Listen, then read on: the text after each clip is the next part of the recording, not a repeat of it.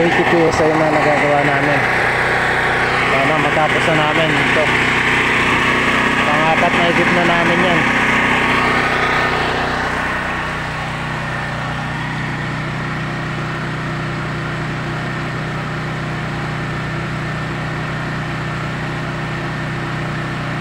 PSI pa lang.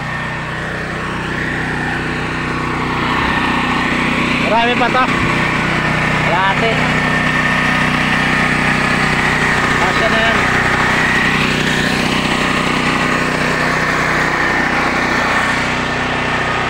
Mataas namin dito doon sa gitna, sa susunod na portion.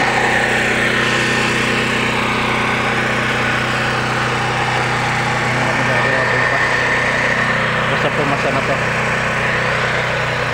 Parang pakaraniwan pa dito, wala pang ganong ano nakatira, pero kada kanto nya may guard. Subdivision na parang pabahay. Yung sa gawin dulo nare-renovate pa. Yung mga septic tank, ito ganyan ang nilalagay nila, kaya bako ang nag-uukay. Kaya inuukay ng bako doon, maglalagay ng septic tank.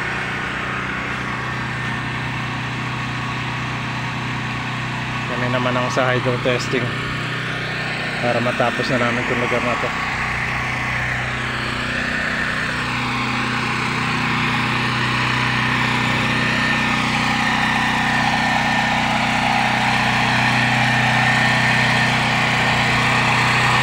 So, mamaya na lang po ulit, update ko kayo kung anong magiging resulta sa hydro testing namin.